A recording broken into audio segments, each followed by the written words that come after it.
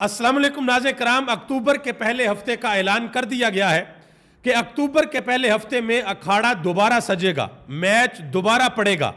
حکومت اکتوبر کے پہلے ہفتے میں قومی اسمبلی کے اندر بل پیش کرے گی اور ترامیم کو پاس کروائے گی، لیکن ابھی تک حکومت کے پاس نمبر گیم نہ قومی اسمبلی کے اندر پوری ہے اور نہ سینٹ کے اندر پوری ہے۔ اب سپریم کورٹ آف پاکستان سے ایک فیصلہ آ سکتا ہے۔ 30 ستمبر کو ایک کیس لگنے کے لیے جا رہا ہے جو کہ 63A کا کیس ہے، اور عمران خان اڈیالہ جیل کے اندر اپنی تیاری بالکل مکمل کر کے بیٹھے ہوئے ہیں کہ کس طریقے سے انہوں نے اس آئینی ترمیم کا راستہ روکنا ہے۔ اور دوسری طرف جو بھاری ذمہ داری ہے وہ سپریم کورٹ آف پاکستان کے ججز کی ہے۔ اس وقت یہ باتیں بھی ہو رہی ہیں کہ جس طریقے سے انڈیا میں 2018 کے اندر انڈیا کی سپریم کورٹ کے ججز نے پریس کانفرنس کر دی تھی، ہو سکتا ہے کہ پاکستان کے اندر بھی سپریم کورٹ کے ججز پریس کانفرنس کر دے اپنے چیف جسٹس کے خلاف۔ اس کے علاوہ عمران خان نے جیل جانے سے پہلے ایک بڑا کام کیا تھا۔ اس وقت لوگوں کو سمجھ نہیں آئی تھی کہ عمران خان یہ کیا کام کر رہے ہیں، لیکن آج لوگوں کو بالکل صحیح طریقے سے سمجھ آ گئی ہے کہ عمران خان نے جس جگہ پہ اپنا جو پلیئر کھڑا کیا تھا ایگزیکٹلی عمران خان نے صحیح کیا تھا۔ اور آج وہ فیلڈنگ جو عمران خان نے جیل جانے سے پہلے لگائی تھی، وہ فیلڈنگ اپنا کام کرنا شروع ہو گئی ہے۔ کوئی ایک دو پلیئر ایسے بھی تھے جو عمران خان کی مرضی کے مطابق کام نہیں کر رہے تھے، ان کی آنکھیں بھی کھل گئی ہیں اور وہ بھی یہ بات کہنے کے اوپر مجبور ہو گئے ہیں کہ بھئی عمران خان بالکل ٹھیک تھے۔ اس کے علاوہ جناب محترم عزت مآب قاضی فیض عیسیٰ صاحب سپریم کورٹ کے اندر بیٹھ کر کچھ باتیں کرتے تھے صحافیوں کو، تو صحافیوں نے بڑا اہم جواب دیا ہے، وہ جواب بھی آپ کے سامنے رکھنے کے لیے جا رہا ہوں۔ اس کے علاوہ بھی کچھ اہم خبریں ہیں، وہ بھی آپ کے ساتھ شیئر کروں گا۔ آگے بڑھنے سے قبل آپ سے گزارش کروں گا کہ ویڈیو کو لائک کر دے اور ہمارے چینل کو ضرور سبسکرائب کر دے، اور میرے ان تمام دوستوں کا، بزرگوں کا، بھائیوں کا بے حد شکریہ جنہوں نے ہمارے یوٹیوب چینل کو سبسکرائب کیا۔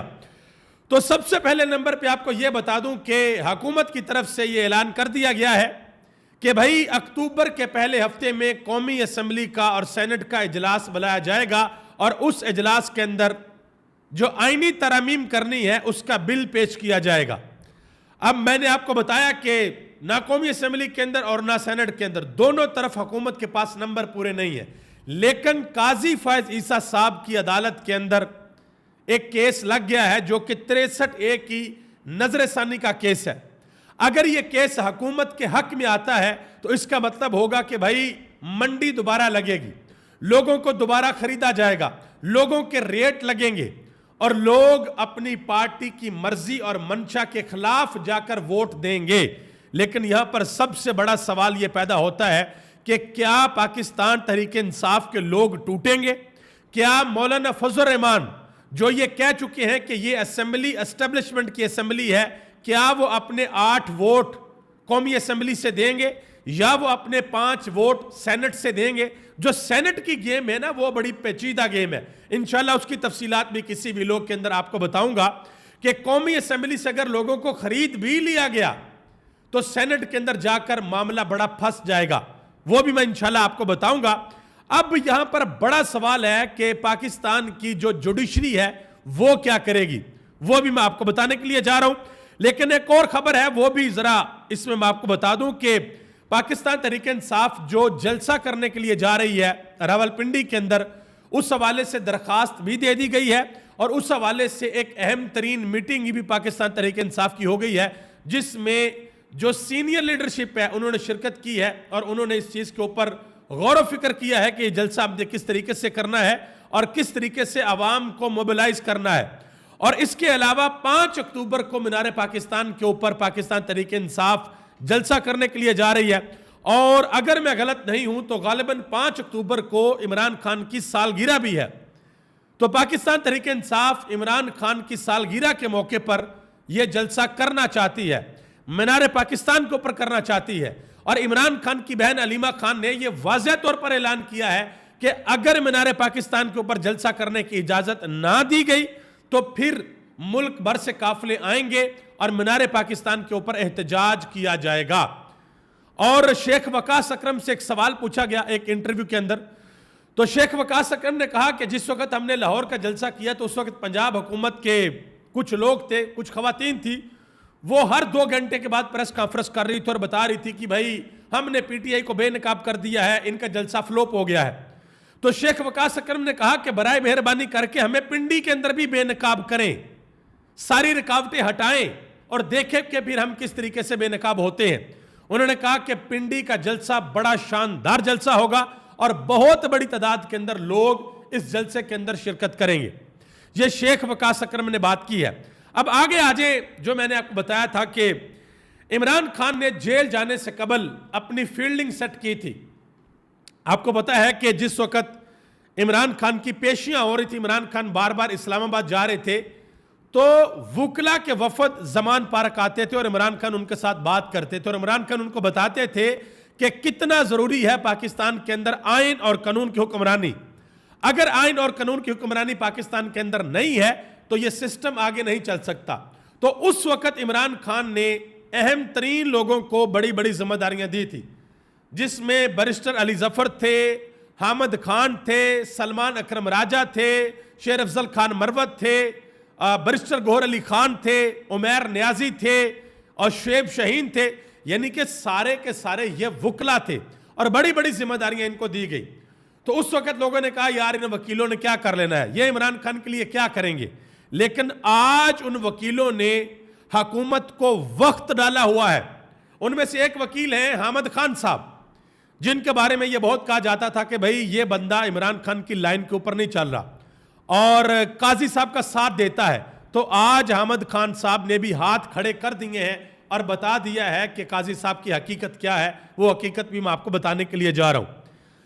اب میں آپ کو یہ بتا دوں کہ اگر تھوڑی دیر کے لیے سوچ لیں کہ اگر آئینی ترمیم ہو جاتی ہے، سپریم کورٹ آف پاکستان کا جو کرنٹ سیٹ اپ ہے اس کو ڈس فنکشنل کر دیا جاتا ہے اور ایک آئینی عدالت بنا کر قاضی فائز عیسیٰ کو اس کا سربراہ لگا دیا جاتا ہے، اور پھر ایک جو بڑی خواہش ہے کہ جی آئینی عدالت کے اندر پاکستان تحریک انصاف کو پابندی لگا دی جائے اس جماعت کے اوپر اور عمران خان کو ملٹری کورٹ کے اندر لے جایا جائے، اس حوالے سے باتیں بھی ہیں، وہ بھی میں آپ کو بتاتا ہوں۔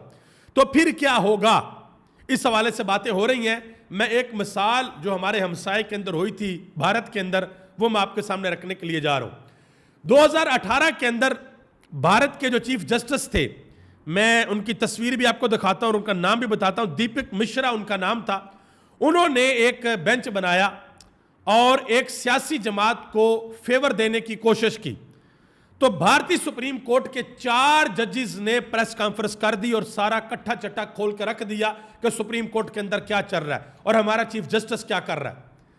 تو اس وقت پاکستان کے اندر یہ باتیں ہو رہی ہیں کہ بھائی ہو سکتا ہے کہ پاکستان کی جوڈیشری میں سے، سپریم کورٹ میں سے اور پاکستان کی ہائی کورٹ میں سے وہ ججز جو منصور علی شاہ کے پیچھے کھڑے ہیں، اور ججز کی بہت بڑی تعداد ہے جو جسٹس منصور علی شاہ کے پیچھے کھڑے ہیں، ہو سکتا ہے کہ وہ استعفے دے دیں یا پھر بھارت کی طرز کے اوپر وہ پریس کانفرنس کر دیں۔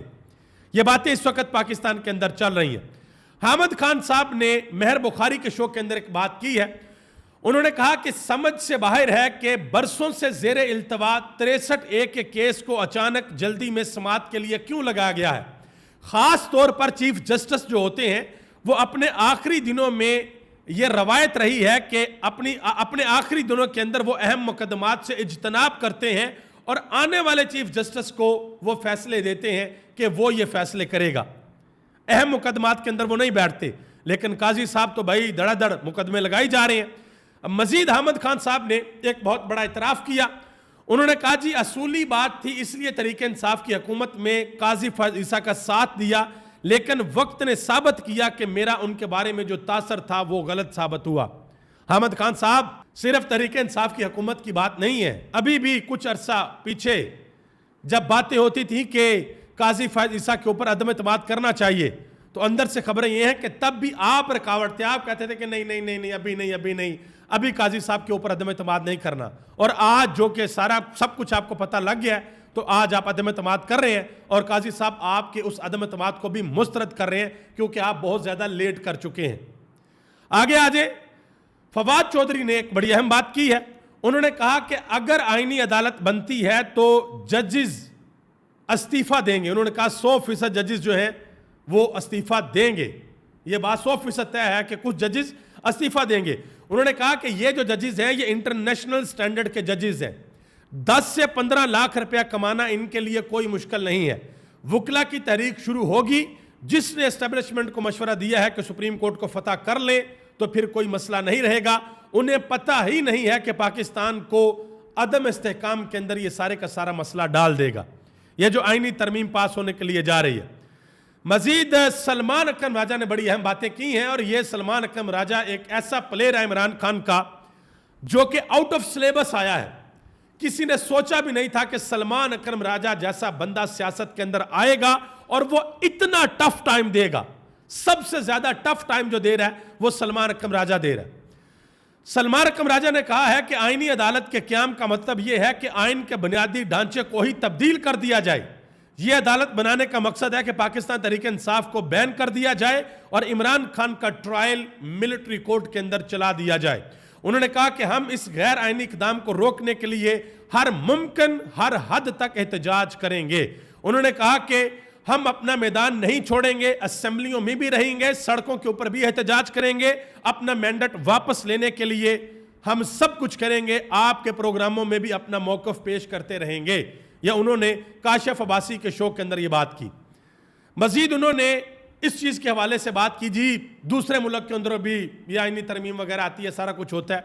تو انہوں نے کہا کہ دوسرے ممالک کے اندر یہ نہیں ہوتا کہ رات کے 2 بجے آپ کے گھر آئے پولیس اور آپ کے گھر والوں کو اٹھا کر لے جائے کہ آؤ بھائی زبردستی آئینی ترمیم کے لیے ووٹ دو. انہوں نے کہا کہ دوسرے ممالک کے اندر یہ نہیں ہوتا. مزید انہوں نے کہا کہ ہم کہتے ہیں کہ دھاندلی ہوئی ہے تو یہ کہتے ہیں ثابت کرو. انہوں نے کہا کہ کس کے سامنے ہم ثابت کریں؟ ان کے ملازم کے سامنے ثابت کریں. الیکشن کمیشن اور RO نے تو ہمارے ساتھ دھاندلی کی ہے, وہ ہمیں انصاف کس طریقے سے دے سکتے ہیں.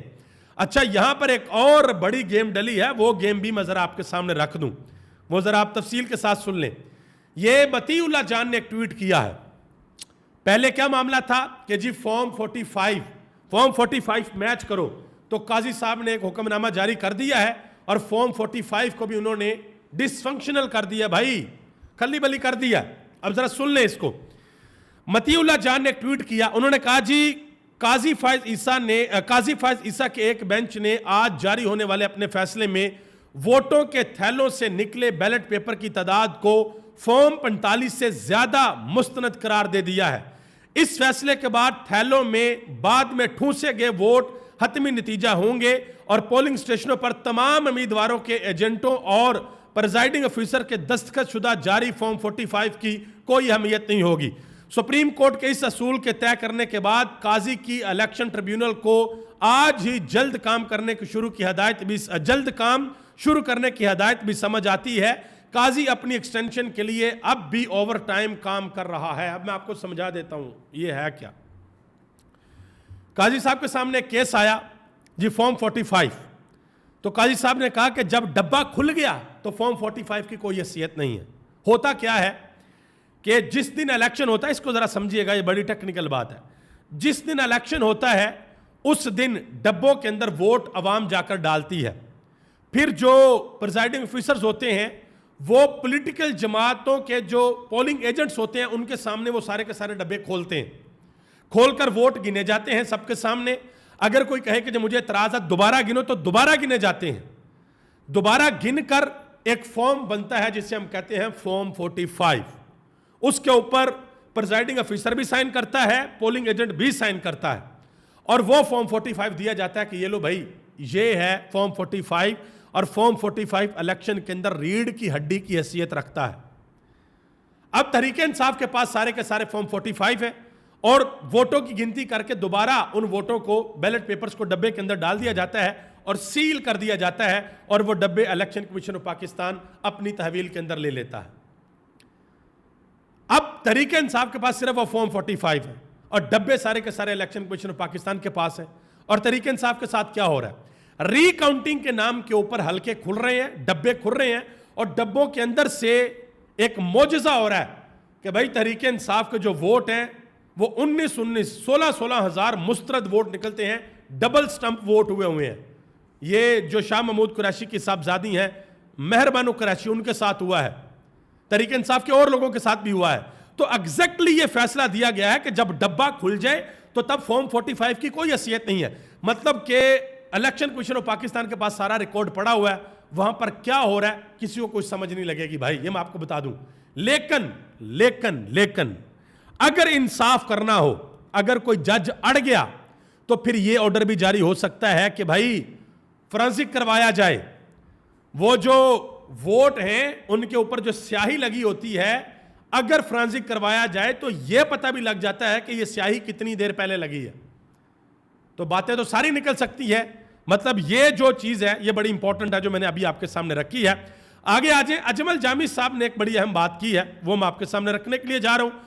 انہوں نے کہا کہ جنرل فیض کا تو ملٹری ٹرائل ہو ہی رہا ہے, حکومت اب یہ چاہتی ہے کہ عمران خان کا بھی ملٹری ٹرائل ہو, لیکن مغربی ممالک کے پریشر کی وجہ سے حکومت ابھی کچھ نہیں کر پا رہی, مگر ضد اور ہٹ درمی ابھی بھی قائم ہے کہ عمران خان کا ملٹری ٹرائل کیا جائے.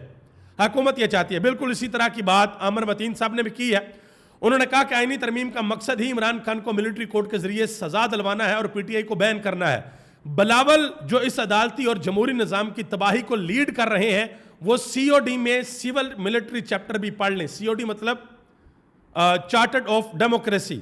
انہوں نے کہا کہ ایسا تو ضیاء نے بھی نہیں کیا, سارا نظام ہی لپیٹ دیا ہے آپ لوگوں نے, اور جو کر رہے ہیں یہ سارا کا سارا پارلیمنٹ سے آپ کروا رہے ہیں, جو کہ متنازع ہے. اس کے علاوہ حامد میر نے ایک بڑی اہم بات کی ہے. انہوں نے کہا کہ پاکستان کے تمام مسائل کا حل آئین پر عمل درآمد میں ہے, لیکن اگر آئین پر عمل نہ کیا گیا تو پھر نہ سپریم کورٹ رہے گی اور نہ ہی پارلیمنٹ رہے گی, پھر ان سب کا مقدر ایک پچھتاوا بنے گا. یہ حامد میر نے بات کی ہے. آگے آ جائیں جی, چیف جسٹس قاضی فائصہ صاحب نے جو سپریم کورٹ کے کورٹ رپورٹر ہیں ان کو ایک بات لگائی تھی کہ آج کل کورٹ رپورٹنگ صرف ڈالرز اکٹھے کرنے کے لیے رہ گئی ہے. تو قاضی فائصہ صاحب کو جواب دیا حسنات ملک جو کہ سینئر کورٹ رپورٹر ہیں. انہوں نے کہا کہ بات ہوتی ہے ڈالر, ہمارے تو یوٹیوب سے جو ڈالر آئیں گے بینک اکاؤنٹ میں آئیں گے, ایف بی آر ریٹرن بھی ہوگا, کوئی ان ڈکلیئر نہیں ہے. یہاں تو ڈالر اکاؤنٹ تھے جو ان ڈکلیئر تھے, ایک جوائنٹ اکاؤنٹ بھی تھا جو عمر عطا بندیال نے پوائنٹ آؤٹ کیا تھا, مگر اس کی وضاحت نہیں دی گئی. جب ہماری ذات پر باتیں آئیں گی تو ہم بھی چیزیں کھولیں گے.